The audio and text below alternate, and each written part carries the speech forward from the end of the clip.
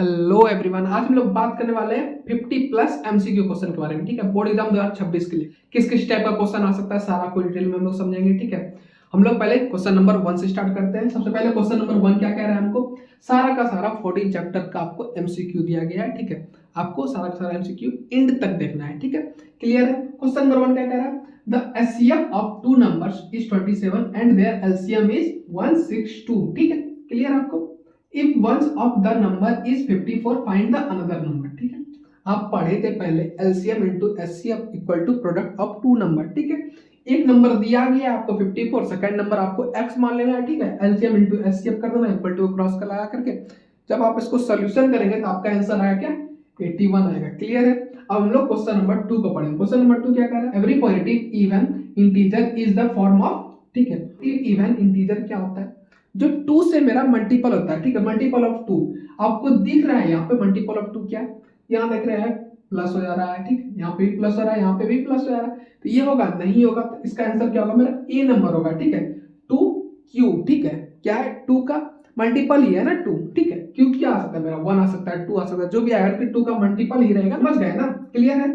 देखिए अगर यहाँ पे q मेरा कुछ भी रख लेते हैं, 1 रख लेते हैं। ठीक है, तो हो जाएगा मेरा 2 हो जाएगा, 2 + 1 3 हो जाएगा। मल्टीपल है नहीं, मल्टीपल होगा 2 का। ठीक है, समझ गए। तो पॉजिटिव इवन इंटीजर क्या होता है, 2 का हमेशा मल्टीपल होता है। ठीक है, हम लोग क्वेश्चन नंबर 3 को पढ़ेंगे। क्वेश्चन नंबर 3 क्या कह रहा है, the decimal expression of rational number, ये है मेरा। ठीक है, रैशनल नंबर दिया गया, विल बी टर्मिनेट आफ्टर। जब उसको टर्मिनेट करते हैं तो कितने डिजिट बाद मेरा डेसिमल आता है, कितने डिजिट आता है मेरा, 4 डिजिट बाद मेरा डेसिमल आता है। ठीक है, अब क्वेश्चन नंबर 4 बहुत ज्यादा इंपॉर्टेंट है। ठीक है, पाई माइनस 22/7 इज। ठीक है, अब क्या मेरा पाई तो मेरा इरेशनल है। ठीक है, लेकिन 22/7 मेरा क्या रैशनल नंबर हो जा रहा है। ठीक है, अब क्या रैशनल होगा कि इरेशनल होगा, जब दोनों को माइनस करेंगे तो क्या होगा। आप पढ़े थे जब इरेशनल नंबर को रैशनल नंबर से माइनस करते तो मेरा ऑलवेज आंसर क्या आता है, इरेशनल ही आता है ना। इसका आंसर क्या होगा, मेरा इरेशनल नंबर होगा। क्लियर है। हम लोग आगे का कौन कौन सा एमसीक्यू लगाएंगे। ठीक है, सबसे पहले क्वेश्चन नंबर 5। क्वेश्चन नंबर 5 क्या कह रहा है मेरा, the number of zeros of A cubic polynomial. ठीक है, नंबर ऑफ जीरोस, कितना जीरोस होगा। ठीक है, सबसे पहले क्यूबिक मतलब क्या हो रहा है, क्यूब का बात हो रहा है। सबसे पहले समझना है किसी भी चीज पे जितना ज्यादा पावर होता है, ठीक है, डिग्री होता है, उतना ही जीरो मेरा निकलता है। ठीक है, क्वालिटी में कितना पावर होता है, 2 होता है, क्यूबिक में कितना होगा, 3 होगा, तो डिग्री क्या मेरा है, 3 है। ठीक है, सबसे ज्यादा पावर को डिग्री बोलते हैं। डिग्री क्या बोलते हैं, highest power of the equation. ठीक है, सबसे ज्यादा जिसका पावर होता है उसको क्या बोलते हैं, डिग्री बोलते हैं हम लोग। ठीक है, तो सबसे ज्यादा किसका है, क्यूबिक में क्या होता है, पावर 3 होता है, तो 3 मेरा इक्वेशन आएगा। ठीक है, जीरोस कितना आएगा, मेरा 3 आएगा। क्लियर है। अब क्वेश्चन नंबर 6 को पढ़ेंगे। If one zeros of the quadratic polynomial x² + 3x + k is 2। ठीक है, देन द हमको वैल्यू निकालना है k का। कैसे निकालेंगे भैया, हमको ये इक्वेशन दिया गया है, उसके बाद हमको इज 2 दिया गया है। ठीक है, अब जो मेरा 2 है, 2 क्या है, जीरोस है। ठीक है, समझ गए, जीरोस है, मतलब 2 का वैल्यू अगर इस पे रख देते हैं तो इक्वेशन क्या होता है, मेरा 0 हो जाता है। समझ गए, तो इसका वैल्यू हम लोग रख देंगे यहाँ पे, तो 2 का स्क्वायर कर देंगे। ठीक है, तो 4 हो जाएगा, 4 को, ठीक है, 4 प्लस हो जाएगा 3 को, फिर 2 से मल्टीप्लाई करेंगे मेरा क्या आ जाएगा, 6 हो जाएगा। ठीक है, 4 + 6 10 हो जाएगा। ठीक है, और ये इक्वल क्रॉस करेगा तो माइनस होगा। ठीक है, तो k माइनस में तो नहीं चाहिए, हमको k का वैल्यू चाहिए। ठीक है, तो k का वैल्यू क्या होगा, इधर इस साइड माइनस देंगे तो क्या आ जाएगा, मेरा आंसर -10 हो जाएगा। ठीक है, इसका आंसर रहेगा b मेरा। क्लियर है। हम लोग क्वेश्चन नंबर 7 को पढ़ेंगे। क्वेश्चन नंबर 7 क्या कहता है, sum of the zeros of polynomial, ठीक है, x² - 8x + 6 इज। ठीक है, हमको वैल्यू फाइंड करना है कि किस इक्वेशन के लिए 0 हो जा रहा है। ठीक है, किस वैल्यू को यहाँ पे रख देंगे तो मेरा इक्वेशन 0 हो जाएगा। ठीक है, वो आंसर क्या होगा, मेरा बी होगा। समझ गए आप लोग। हम लोग क्वेश्चन नंबर 8 को पढ़ेंगे। क्वेश्चन नंबर 8 क्या कह रहा है, a quadratic polynomial whose zeros are -3 and 4 is. ठीक है, किस इक्वेशन को रखने के बाद, इस दोनों वैल्यू को रखने के बाद मेरा इक्वेशन 0 हो जा रहा है, तो इसका आंसर होगा क्या, मेरा सी होगा।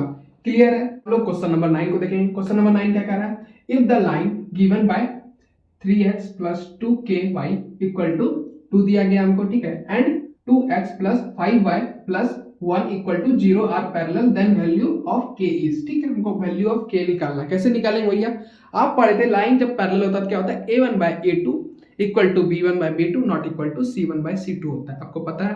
ठीक है, तो c1/c2 को छोड़ देना, आपको a1/a2 = b1/b2 को लेकर के, ठीक है, आपको इक्वल इक्वेशन को करना है, उसके बाद वैल्यू फाइंड कर लेंगे।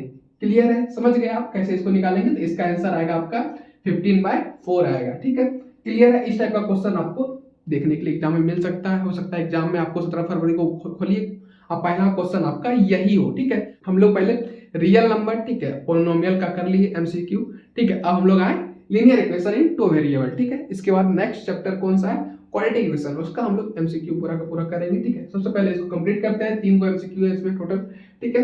फिर क्वेश्चन नंबर 10 को पढ़ेंगे। क्वेश्चन नंबर 10 क्या कह रहा है, the pair of equation y equal to 0 and y equal to -7, ठीक है, हैज, क्या होगा, ठीक है, क्या होगा इसका आंसर, डी होगा, नो सोल्यूशन, ठीक है, कोई सोल्यूशन ही नहीं होगा इस इक्वेशन का, ठीक है, समझ गए आप। अब हम लोग क्वेश्चन नंबर 11 को पढ़ेंगे। क्वेश्चन नंबर 11 क्या कर रहा है, consistent system of equation has at least, ठीक है, लीस्ट क्या होगा, लिस्ट क्या होगा, वन सोल्यूशन होगा। लिस्ट जब भी होता है कंसिस्टेंट सिस्टम का क्या होता है, कोई भी इक्वेशन होता है क्या होता है, वन सोल्यूशन होता है हमेशा, ठीक है।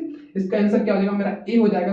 क्लियर है, समझ गए। क्वेश्चन नंबर 12 को पढ़ेंगे। क्वेश्चन नंबर 12 क्या, the discriminant of the quadratic equation 2x² - 4x + 3 = 0 is, ठीक है। डिस्क्रिमिनेंट का फार्मूला पता है आपको, डिस्क्रिमिनेंट का फार्मूला क्या होता है, d इक्वल होता है b² - 4ac, आपको डिस्क्रिमिनेंट का फार्मूला पता है, इस फार्मूला से बैठा दीजिएगा, ठीक है, निकालिएगा तो आपका आंसर आएगा -8 आएगा। क्लियर है, समझ गए आप लोग। फिर हमको 13 नंबर क्वेश्चन क्या कर रहा है, ये जो है मेरा लीनियर इक्वेशन 2 वेरिएबल का 3 क्वेश्चन है एमसीक्यू का, ठीक है। इसको बहुत ज्यादा इंपॉर्टेंट है, इसमें से आपका एक या दो क्वेश्चन आपका आ सकता है, ठीक है, समझ गए। सबसे पहले क्वेश्चन नंबर 13 पढ़ेंगे आप। क्वेश्चन नंबर 13 क्या कर रहा है, which of the following has real and equal roots, ठीक है। रियल एंड इक्वल रूट्स क्या होता है पता है आपको, रियल एंड इक्वल रूट्स होने के लिए चाहिए होता है हमको d = 0 होना चाहिए हमेशा, ठीक है, पता होगा आपको, आप लोग पढ़ चुके हैं linear equation in two variable में, आपको पता होगा कि जब भी रियल और क्या होता है इक्वल रूट होता है, क्या होता है वो d = 0 होगा तो हो जाएगा, ठीक है। तो इसका आंसर क्या होगा, इसका आंसर होगा ई होगा। क्लियर है, समझ गए आप लोग। उसके बाद हम लोग क्वेश्चन नंबर 14 पढ़ेंगे, लास्ट क्वेश्चन है, ठीक है, लीनियर इक्वेशन टू वेरिएबल का। क्वेश्चन क्या, the roots of the equation x² - 0.04 = 0 are, ठीक है। अब इसको हम लोग कैसे निकालेंगे, हमको रूट्स निकालना है, ठीक। रूट का बात हो रहा है ना, सिंपल सा रखना है रूट, ठीक है। सबसे पहले हमको रखना है x = मेरा क्या हो जाएगा, x = हो जाएगा मेरा, आपको दिख रहा होगा क्लियर कैसे सॉल्व कर रहे हैं, ठीक है। नहीं दिख रहा था आपको नीचे सॉल्व करके दिखा रहे हैं। x = हो जाएगा मेरा क्या हो जाएगा भैया, प्लस माइनस, ठीक है, रूट के अंदर ले लेंगे, क्या रूट के अंदर ले लेंगे, 0.04 ले लेंगे, ठीक है। जब इसको रूट से बाहर निकालें तो मेरा आंसर क्या आएगा, रूट निकालना आपको आता होगा, ठीक है, तो इसको रूट से निकालिएगा तो आपका आंसर आएगा ये आएगा ए नंबर। क्लियर है, ठीक है। हम लोग क्वेश्चन नंबर 15 पढ़ें। क्वेश्चन नंबर 15 क्या है, the 10th term of AP 5, 8, 11, 14 is, ठीक है, हमको 10 टर्म निकालना है। 10 टर्म कैसे निकालते हैं, सबसे पहले 10a = कैसे निकालेंगे, ठीक है, a + 9d, ठीक है, a है, a मेरा यहाँ पे 10 है तो 10 से एक d जो है कम ले लेंगे, ठीक है। अब क्या करेंगे, इस पे वैल्यू पुट कर देंगे, ठीक है, जो भी है मेरा a का वैल्यू निकाल लेंगे, ठीक है। d मेरा क्या आएगा, इसमें से 8 से माइनस कर देंगे 5 को, ठीक है, मेरा d क्या आ जाएगा, मेरा 3 आ जाएगा। क्लियर है, आपको सब कुछ बैठा करके सॉल्व कीजिएगा तो आपका आंसर आएगा कितना, 32।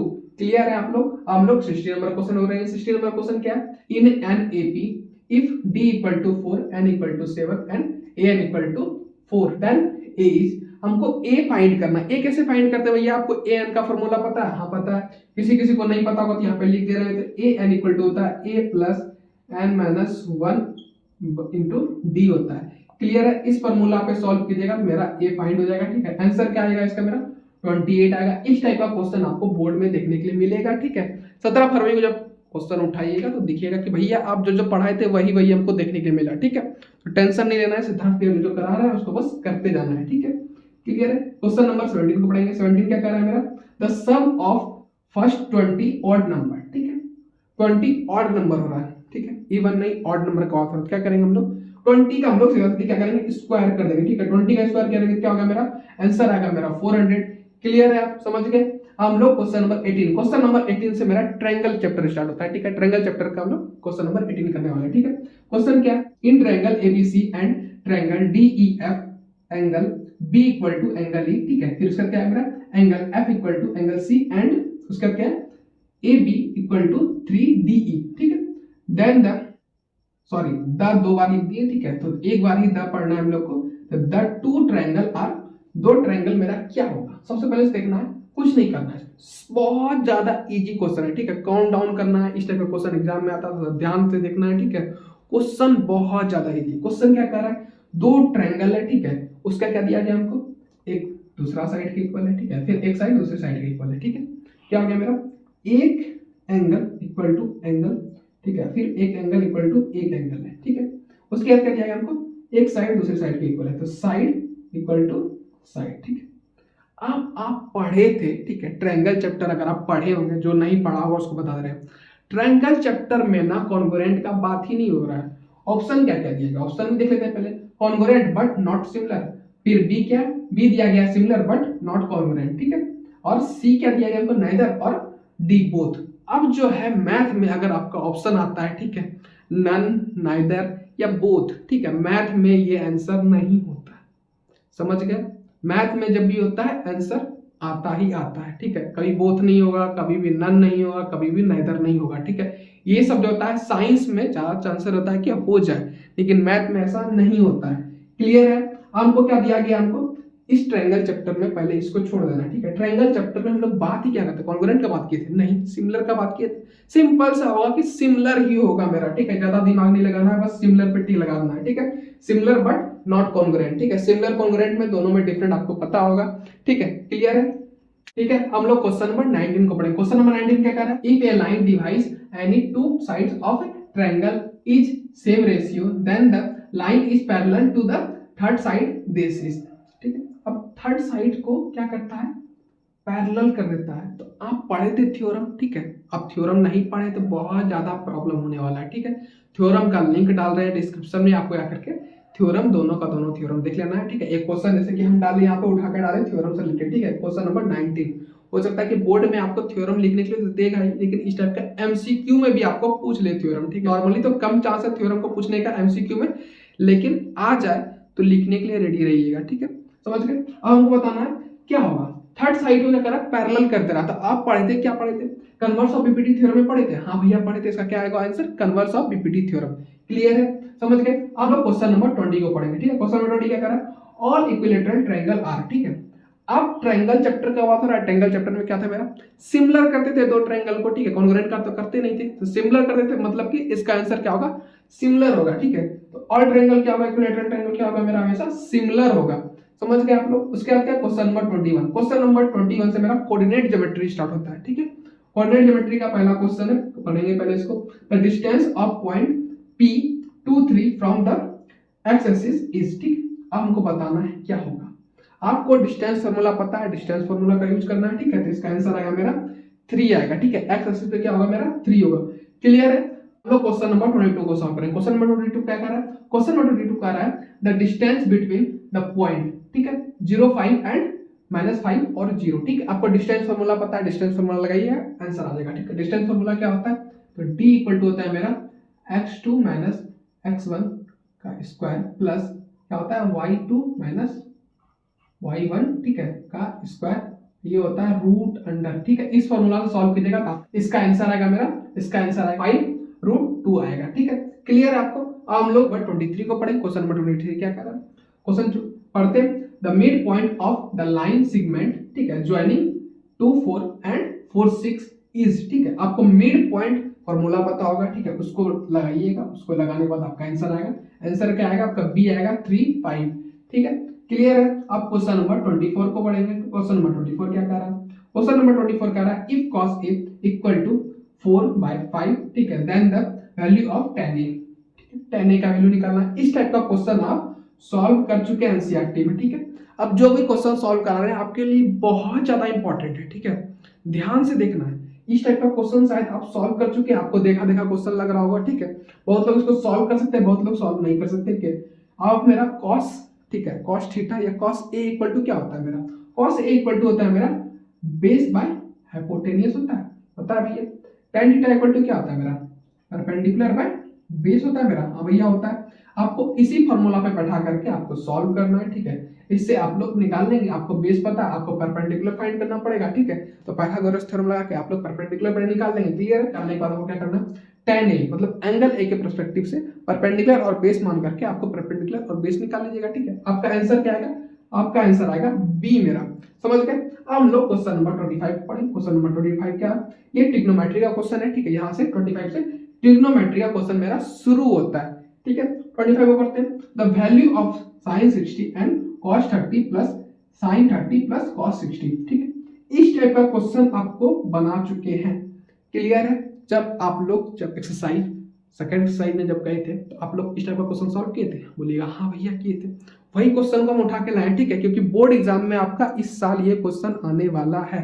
ठीक है, इसका आंसर क्या आएगा? इसका आंसर आएगा 1। ठीक है, अगर आप चाहते हैं ट्रिग्नोमेट्रिक टेबल, ठीक है, सीखना, ठीक है, ट्रिग्नोमेट्रिक टेबल 2 मिनट में कैसे बना लें, ठीक है, पूरा का पूरा टेबल, बहुत लोग को टेबल याद नहीं होता ट्रिग्नोमेट्रिक का। क्या करना है आपको? डिस्क्रिप्शन में आपको लिंक मिलेगा, ठीक है, वीडियो को आके देख लेना है।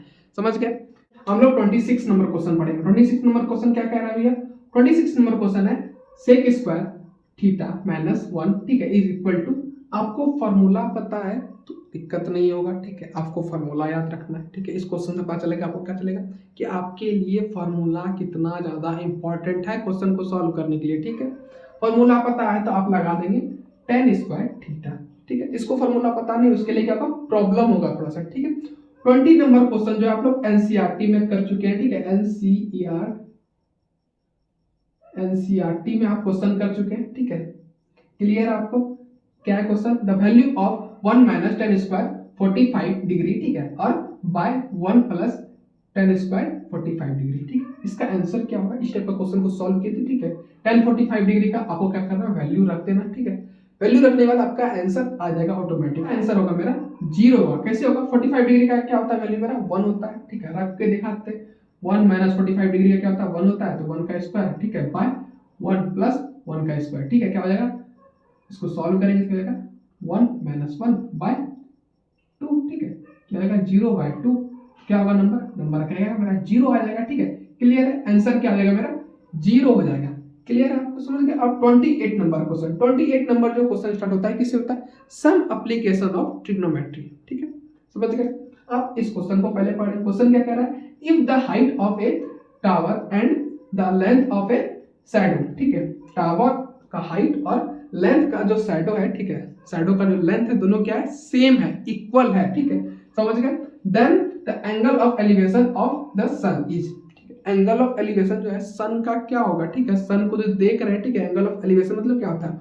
ऊपर से नीचे जो रेशियो बढ़ रहा है, ठीक है, एंगल जो बढ़ रहा है सन से, सन नीचे देख रहा है, ठीक है, शैडो और टावर का जो एंगल बन रहा है वो कितना होगा हमको फाइंड करना है। ठीक है, कैसे पता लगाएंगे कितना डिग्री का एंगल बन रहा है? अब बहुत ट्रिकी क्वेश्चन लग रहा है ना आपको? नहीं, ट्रिकी क्वेश्चन नहीं है। ठीक है, सबसे पहले हम क्या दिया गया? शैडो और टावर का हाइट क्या सेम है, तो लिख देंगे। तो लिख सकते हैं ना, क्या लिख सकते हैं भैया? टावर बाय शैडो लिख सकते हैं, शैडो लिख सकते हैं। ठीक है, कट जाएगा, क्या होगा मेरा? 1 आ जाएगा। अब जो होता है, हम जो है सम एप्लीकेशन ऑफ ट्रिग्नोमेट्री में किसका बात करते हैं? tan थीटा का बात करते हैं। थीटा क्या होता है? मेरा एंगल होता है। ठीक है, अब मान लेते हैं tan 1। ठीक है, अब देखिएगा ट्रिग्नोमेट्रिक टेबल खोलिएगा। ठीक है, आपको some application of trigonometry solve करना है तो tan का पूरा वैल्यू याद कर लेना। अगर वैल्यू याद नहीं हो रहा तो आपको डिस्क्रिप्शन में लिंक मिलेगा, ठीक है, वीडियो का, आपको ट्रिग्नोमेट्रिक टेबल 2 मिनट में बनाना सीख जाएंगे। क्लियर है? ठीक है, आपको क्या करना है? अब देखना है, खोलिएगा टेबल। टेबल खोलने पे दिख रहा है आपको tan 45 का वैल्यू कितना होता है? 1 होता है, तो लिख सकते हैं हम लोग tan 45 डिग्री इक्वल टू 1, या लिख सकते हैं ना यार? तो कितना डिग्री का एंगल बनेगा मेरा? 45 डिग्री का एंगल बनेगा। ठीक है, जब मेरा टावर या शैडो, ठीक है, किसी भी चीज का, दो ऑब्जेक्ट का क्या सेम बता रहा है मेरा वैल्यू, ठीक है, डिस्टेंस, एंगल सारा कुछ सेम है, तो मेरा डिग्री कितना डिग्री का एंगल बनेगा मेरा? हमेशा 45 डिग्री का एंगल मेरा हमेशा बनेगा। ठीक है, समझ गए? हम लोग 29 नंबर क्वेश्चन को 29 नंबर क्वेश्चन क्या कह रहा है? The angle of elevation of the top of a tower from a point 30 metre away from the foot is 30 degree. ठीक है, the height of a tower is, height of a tower निकालना हमको। समझ गए? ठीक है, समझ गए क्वेश्चन आप लोग? अब इसका आंसर क्या होगा? ठीक है, इसको क्वेश्चन को सॉल्व कीजिएगा। इस टाइप का क्वेश्चन हम लोग सॉल्व करा चुके हैं। ये क्वेश्चन में 29 नंबर क्वेश्चन किससे? एनसीईआरटी से लिया गया, एनसीईआरटी से क्वेश्चन लिया गया है। ठीक है, इसका आंसर क्या आएगा मेरा? इसका आंसर आएगा ए नंबर। क्लियर है? हम लोग 30 नंबर क्वेश्चन को पढ़ेंगे। 30 नंबर क्वेश्चन क्या कह रहा है? How many tangent can a circle have? ठीक है, एक सर्कल में कितना टेंजेंट होता है? ठीक है, आप लोग पढ़े होंगे कितना टेंजेंट होता है भैया? इनफिनाइट टेंजेंट होता है। क्लियर है? हम लोग क्वेश्चन नंबर 31 को पढ़ेंगे। क्वेश्चन नंबर 31 क्या कह रहा है? The length of a tangent from a point, ठीक है, a at distance 5 centimetre from the centre of a circle is 4 centimetre, radius is मेरा क्या होगा? 3 सेंटीमीटर होगा। ठीक है, हम लोग क्वेश्चन नंबर 32 को पढ़ेंगे। क्वेश्चन नंबर 32 क्या कर रहा है, tangent draw at the end of A diameter of a circle. ठीक है, जब टेंजेंट ड्रॉ करते हैं एंड ऑफ ए सर्कल के, ठीक है, डायमीटर के क्या होता है मेरा, वो क्या होता है, पैरेलल होता है। किसके पैरेलल होता है भैया, पैरेलल होता है किसके, टेंजेंट किसके पैरेलल होता है, डायमीटर के पैरेलल होता है। क्लियर है। अब क्या होगा, क्वेश्चन नंबर 33 पढ़ेंगे। क्वेश्चन नंबर 33 जो है मेरा, पहले क्वेश्चन ये आ चुका है बोर्ड एग्जाम में। ठीक है, ये बोर्ड एग्जाम में क्वेश्चन पूछा जा चुका है एग्जाम में। ठीक है, समझ गए, ये रिपीटेड क्वेश्चन है, बहुत ज्यादा पुराना क्वेश्चन है। ठीक है, इस टाइप का क्वेश्चन अब देखने के लिए नहीं मिलता, लेकिन कभी कभी आ भी जाता है। ठीक है, इसको हम एमसीक्यू के फॉर्म में किए हैं, इसका आंसर आता नहीं कि इसको हम एमसीक्यू के फॉर्म में बनाए हैं। ठीक है, अब बहुत लोग बोलेगा भैया आपने एमसीक्यू का सोल्यूशन करके नहीं दिखा रहे। ठीक है, मेरे पास जगह का कमी है। ठीक है, सोल्यूशन कहाँ करें, फिर सोल्यूशन करेंगे तो वीडियो बहुत ज्यादा लंबा हो जाएगा। ठीक है, शॉर्ट टर्म में बताते जा रहे हैं। ठीक है, आपको रिवाइज करते जाना है। ठीक है, हो सकता है यही सारा एमसीक्यू आपको बोर्ड एग्जाम में देखने को मिल जाए, हूबहू आंसर क्वेश्चन मिल जाए। ठीक है, तो टेंशन नहीं लेना। क्वेश्चन नंबर 33 क्या कर रहा है, if the perimeter of a area of a circle are numerically equation the radius of a circle is. ठीक है, क्या होगा, 2 यूनिट होगा हमेशा, कितना होगा, 2 यूनिट्स होगा हमेशा। क्लियर है, समझ गए। अब क्वेश्चन नंबर 34 जो है, क्वेश्चन नंबर 34 क्या है, फार्मूला बेस्ड क्वेश्चन है। ठीक है, अगर आपको फार्मूला पता है, हो सकता है कि फार्मूला से क्वेश्चन आ जाए, फार्मूला पता है आप क्वेश्चन को सॉल्व कर लीजिएगा। ठीक है, समझ गए। क्लियर है। क्वेश्चन क्या है, the area of a sector of a angle theta of a circle with radius r is. ठीक है, समझ गए, एंगल क्या दिया गया, हमको थीटा दिया गया। एरिया ऑफ सेक्टर का फार्मूला क्या होता है, एरिया ऑफ सेक्टर फार्मूला क्या होता है, theta by 360 multiply by r square. ठीक है, इसका आंसर क्या होगा मेरा, बी नंबर हो जाएगा। क्लियर। अब हम लोग क्वेश्चन नंबर 35 पढ़ेंगे। क्वेश्चन नंबर 35 क्या कह रहा है, the diameter of a circle whose area is equal to the sum of areas of the circle of radii 24 centimetre and 7 centimetre is. ठीक है, जब इसको सॉल्व करेंगे, एनसीईआरटी क्वेश्चन है मेरा। ठीक है, तो इसका आंसर आएगा मेरा 50 आएगा। ठीक है, सॉल्यूशन करने का टाइम नहीं है क्योंकि अब टाइम बहुत ज्यादा हो चुका है। ठीक है, एमसीक्यू का मतलब ये नहीं होता कि क्वेश्चन को सॉल्व करके दिखा दिया जाए। ठीक है, एमसीक्यू का मतलब होता है कि प्रैक्टिस कर रहे हैं। ठीक है, बस लोग ये प्रैक्टिस सेशन चल रहा है। क्लियर है आपको। हो सकता है ये 50 क्वेश्चन में आपका 15 क्वेश्चन आपको एमसीक्यू का बोर्ड एग्जाम में देखने के लिए मिले। ठीक है, क्लियर। आप the ratio of the volume of 2 spheres is 64:27। The ratio of a their radii is. ठीक है, स्पेयर का वॉल्यूम का दिया गया। ठीक है, वॉल्यूम का रेशियो, 2 स्पेयर का अलग अलग वॉल्यूम है। ठीक है, क्लियर आपको। अब क्या करना है, इससे आपको चले आना है, फॉर्मूला बैठा करके आपको एक का रेडियस निकालना है। ठीक है, दोनों का रेडियस निकल जाएगा, दोनों का रेशियो निकालेगा, रेशियो आएगा, ये मेरा रेशियो आएगा 4:3 आएगा। ठीक है, समझ गए आप लोग। उसके बाद क्वेश्चन नंबर 37 को पढ़ेंगे। क्वेश्चन नंबर 37 क्या कर रहा है, तो total surface area of A sphere of A radius is. ठीक है, टोटल सरफेस एरिया आपको पता है क्या होता है स्फीयर का, 3 पाई आर स्क्वायर होता है मेरा। ठीक है, फिर क्वेश्चन नंबर 38 को पढ़ेंगे। क्वेश्चन नंबर 38 थोड़ा सा मस्त क्वेश्चन होने वाला। क्वेश्चन क्या कर रहा है, क्वेश्चन कर रहा है if the radius of cylinder is doubled, ठीक है, and height is halved, the CSA will be. अब सीएसए क्या होगा, ठीक है, क्वेश्चन समझ गए।